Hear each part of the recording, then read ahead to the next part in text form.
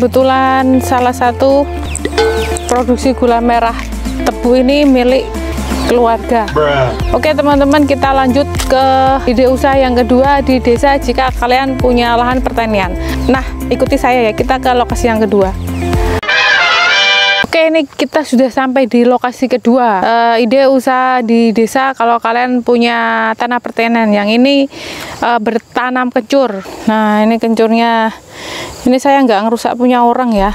Ini punya keluarga sendiri, jadi saya mau ngasih lihat bertani kencur. Untuk perawatan, pemberian pupuk, pemberian air, dan juga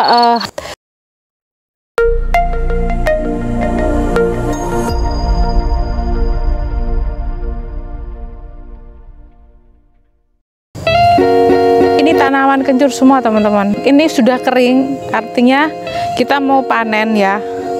Kita mau panen. Ini di bawah ini tuh lahan kencur, termasuk yang di sana.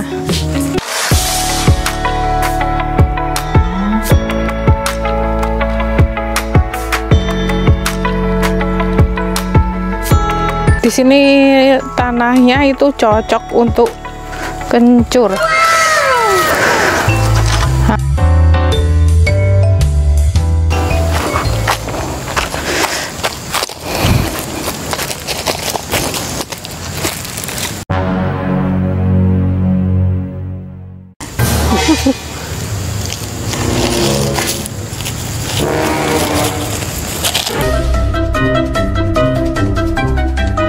Nah, ini teman-teman,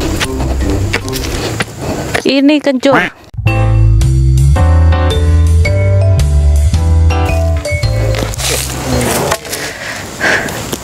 Oke, ini kencurnya.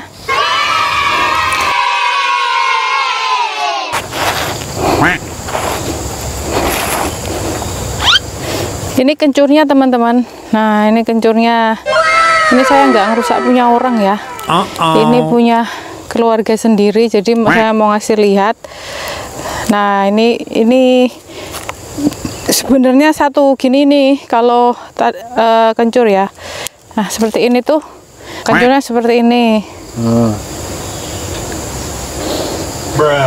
Ini udah cukup tua teman-teman. Jadi kencur seperti ini ya teman-teman, nanti ditanam satu ini itu nanti satu ruas gini, itu nanti dia berruas-ruas, bergerombol, jadi bisa banyak. Ini saya nggak ambil banyak karena sebentar lagi mau panen. Jadi kalau misalnya saya ambil semua nanti sayang ya.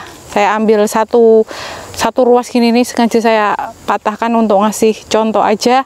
Di sini itu bertani kencur.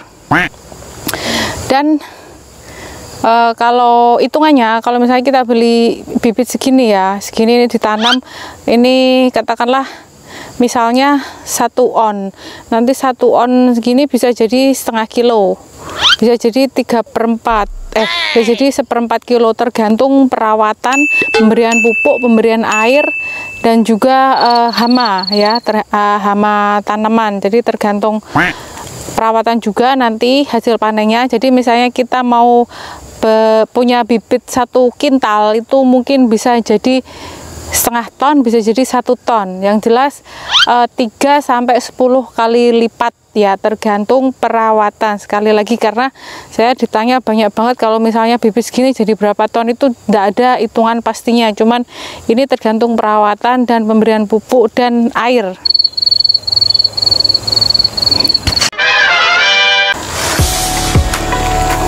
Terus kita duduk dulu ya teman-teman, duduk dulu sambil ngobrol.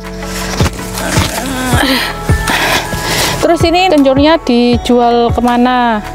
Nah, kalau di sini itu sudah banyak banget pengepul kencur di sini ya, dan biasanya dijual di pasar tradisional ke daerah Solo, Jakarta, dan sekitarnya, karena kencur ini juga merupakan bahan makanan dan juga bahan jamu juga, dan juga untuk jenis rokok tertentu ada untuk campuran rokok ya. Ini setahu saya, karena saya pernah setor ke pabrik rokok. dia butuh kencur untuk campurannya. Oke.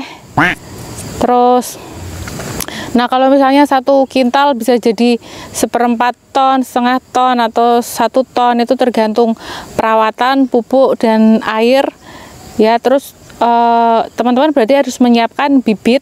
Teman-teman beli bibit, kemudian beli pupuknya ya, pupuk untuk perawatan, dan juga harus siap air ya, harus siap air. Nanti pastikan ada sumber mata air yang dekat atau pompa.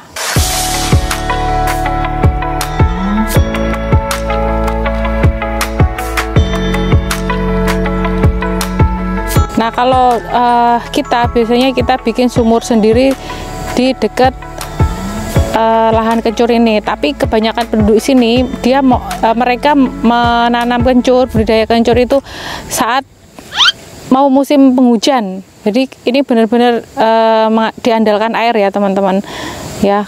Dan usia kencur panen itu bisa 1 tahun, bisa 2 tahun. Jadi misalnya 1 tahun si petani atau yang punya lahan nggak mau panen, dibiarin lagi sampai 2 tahun juga bisa ya teman-teman. Itu pengalaman kami. Untuk lebih detailnya tentang budidaya kencur ini, saya ada videonya, nanti saya sertakan di deskripsi, dan juga nanti di video selanjutnya akan saya cari narasumber khusus untuk kencur ini ya.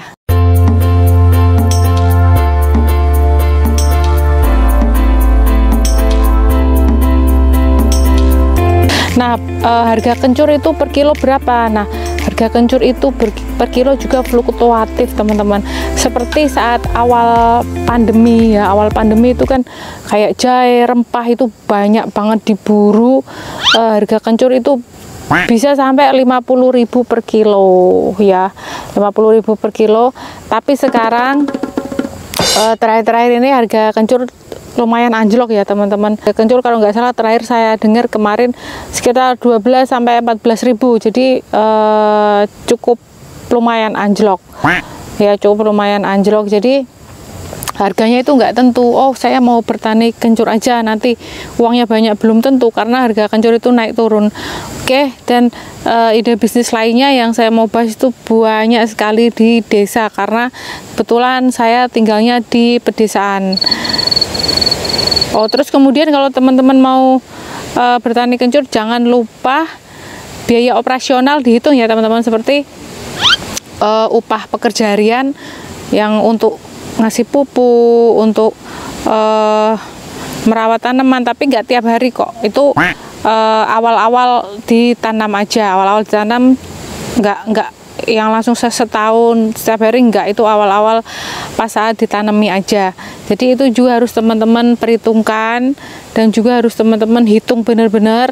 Nah kalau kalian di desa punya lahan, nah kalian bisa memulai untuk menanam tebu kah, mau bikin produksi gula merah tebu sendiri, atau menanam kencur. Dan di sini banyak banget pengepulnya, jadi kita nggak kesulitan untuk ini harus dijual kemana, karena pasti ada yang beli, karena di sini ada pengepulnya.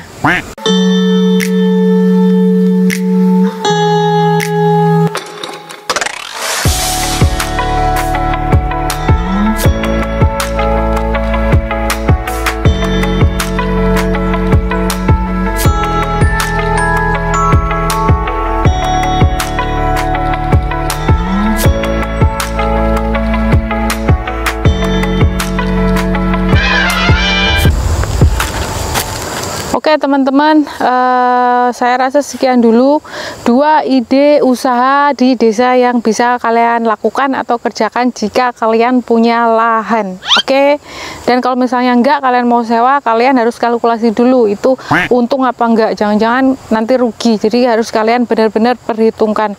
Karena udah mau sore, saya mau pulang, nanti kita ketemu di video selanjutnya, semoga bermanfaat.